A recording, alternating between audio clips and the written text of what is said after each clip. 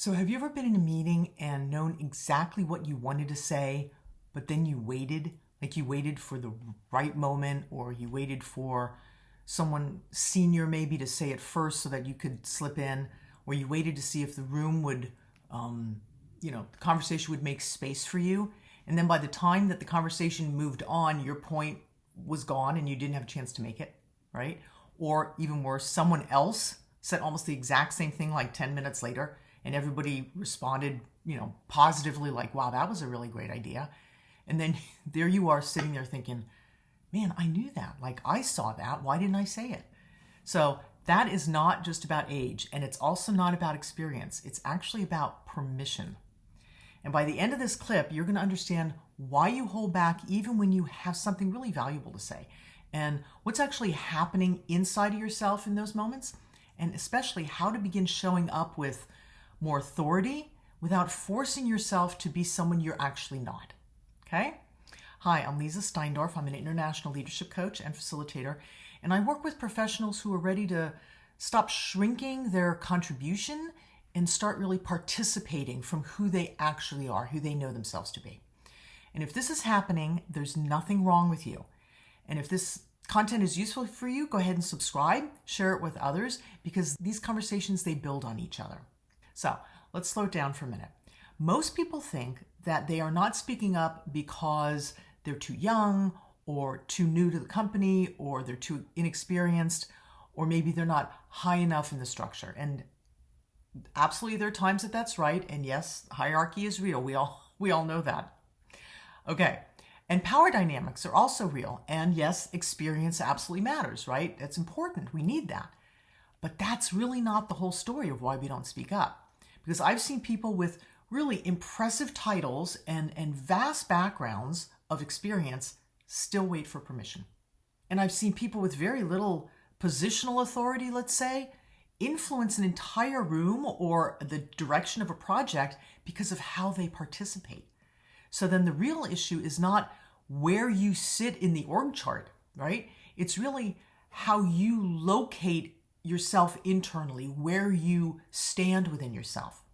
Because if you enter a room already within yourself, placing yourself beneath everyone else, not physically, obviously, but mentally, structurally, and how you act, your behavior is going to follow that kind of internal framework, right? You'll wait, you'll soften, or maybe even over-explain, and then you ask for permission with your tone, and sometimes even with your words, yeah? And then your words don't sound confident, yeah? And people feel that. And it's not because they're analyzing you, but it's because people, actually human beings, respond to how we show up, how we occupy space, how we present our energy, or how we are in our energy. So the first question really is, why does it feel so true that you should wait, right? It's like you're not creating that out of thin air, like it just feels right, like I should wait. And it's because your system is reading the room. Who speaks first? Who gets listened to? Who gets interrupted? Who seems to be the important person, or who seems to be safe here, or who's the powerful one, right? And then inside yourself, you quietly, I'm going to say, assign yourself a place within that structure that you've just created internally. And usually you put yourself lower than you need to. And then you may tell yourself that you're being respectful. And I'm not doubting, part of you is probably being respectful. But there's another part of you that's possibly hiding behind that respect, because when you're visible, it can feel risky, like you're out there, right? And that's the piece to tell the truth about. Because when you speak up, it's not just a communication act. You're actually stating who you are. It's about presence. And it says, I'm here, I see something, I have a contribution, I belong in this conversation. And if some part of you does not fully believe that yet, your voice will hesitate. So what is the fact and what's the meaning you're giving it? Let's break that down, because if you know any of my work, I talk about the distinction between fact and filter, right? There are facts that are observable, that are measurable, that we can anchor ourselves to, and then there's the meaning that we give things, right? So the fact may be, You may be younger than other people in the room. Okay? If we look at age, that may be a fact. But the meaning that you may be giving it is, my input doesn't carry weight. A fact may be, you may be new or newest even in the organization or one of the newer people. Okay? We can establish that through date of hire. But the meaning you're giving it is, I should wait until I earn the right to speak. Yeah? Or a fact is that someone else may have more experience. They've done more, worked longer, what have you. But the meaning you give it, they know more than me. So I should be quiet. But those meanings are not facts. They're interpretations of the facts. And those interpretations create an absence. It creates a space, a gap where you actually could show up. And that's important because people can't recognize your contribution if you're not making it. Right? So let me explain what I mean by that. If you don't show up and be who you are and bring what you have, people can't see that. They can't know you unless you come forward. They can't trust an analysis or an opinion that they never hear. And they can't see a great insight if you keep editing it or holding it back. So it may feel like waiting is safe, but actually over time, it's costly. Like it costs you your reputation. It costs you showing up that others can see you. Yeah? And it's not because you have to dominate. We're not talking about domination at all, right? A lot of times, especially these days, leadership has been linked with dominance. They are almost never the same thing. I'm going to just say it that way, right? So we're not talking about dominance. We're talking about you showing up, not because you need to prove yourself, but because your silence actually then becomes part of your reputation.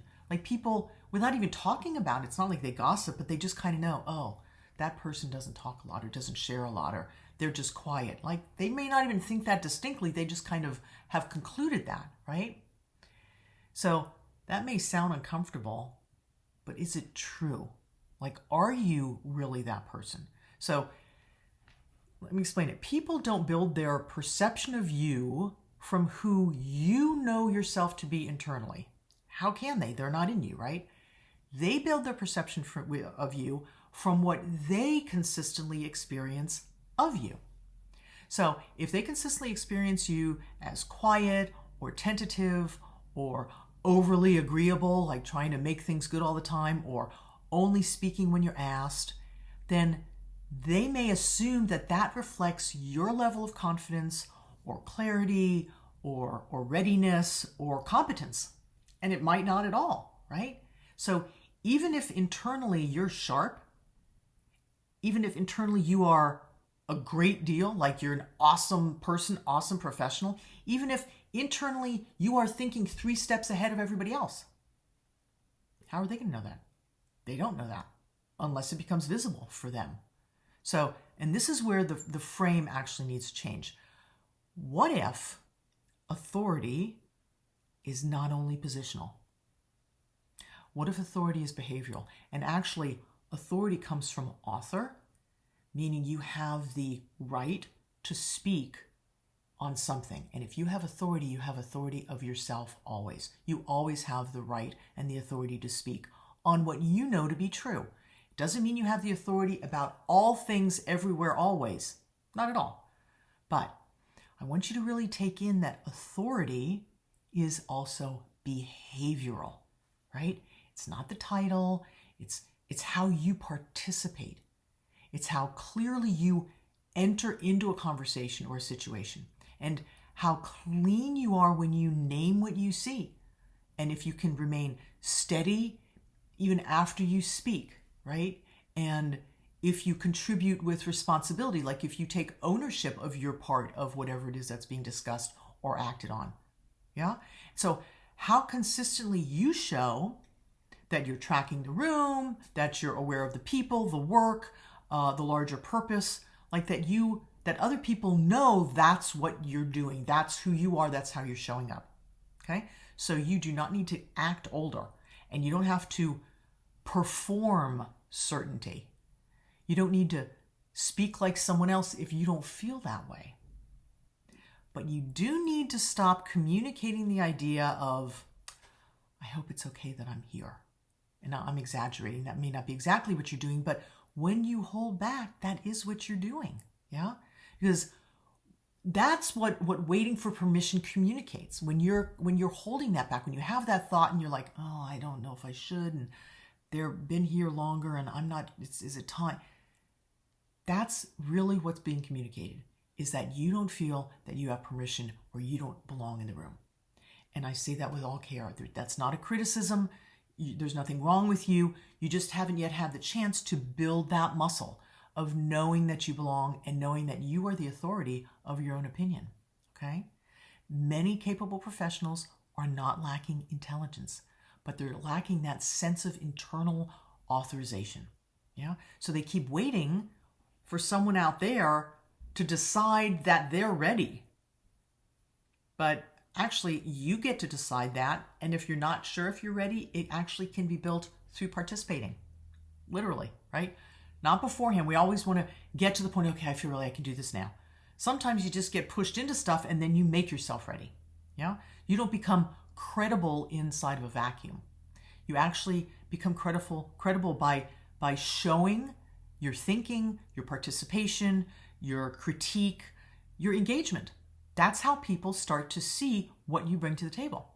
So what opens up when you stop waiting for permission? First of all, you become visible.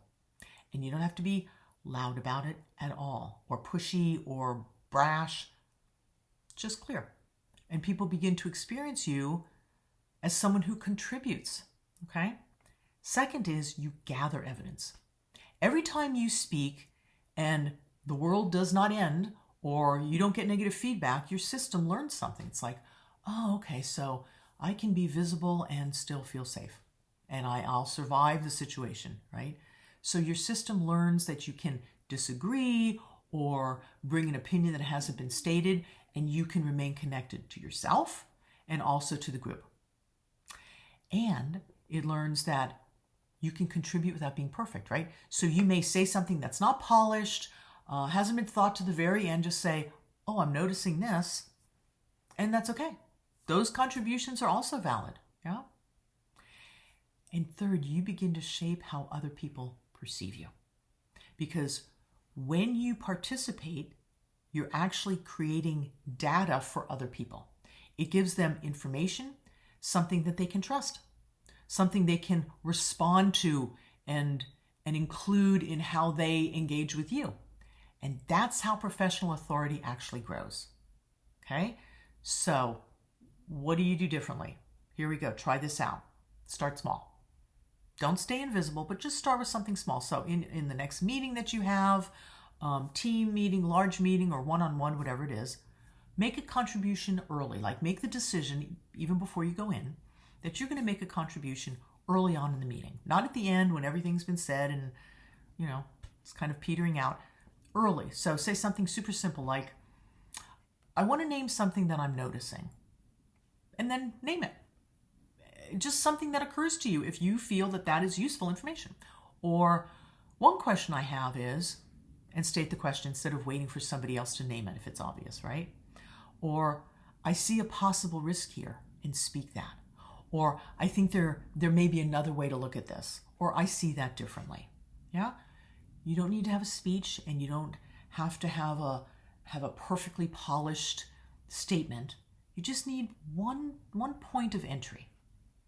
And then say what you see. And not what you think will sound impressive, but what you actually see. That's where your credibility lives. So don't ever explain. It's not necessary, and that's a big one. It's over-explaining. So when people feel unsure, they often bury the point under too many words. Simplify, simplify, simplify. I'm getting better at that. So in these videos, I get more detail to be useful, right? So people usually explain before they've even made the contribution, right? They justify, they qualify, I'm only saying this, like they have this whole preamble. And by the time they're actually at the point where they can make the statement, the strength of it's diluted because they've said so much beforehand.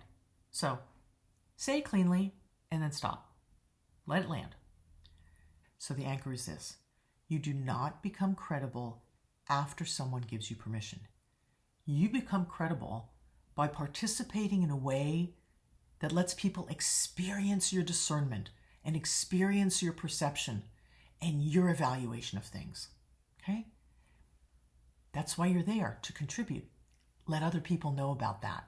Okay, so if this helped you see things differently or give you some insight, go ahead and subscribe, because then you'll know when new ones come out, and share it with someone who knows that they have more to say and maybe they're also holding themselves back. And stay around. The next video, we're going to look at why your boss may not see you the way you see yourself and what can actually close that gap. Thanks for being here. Until next time, be well.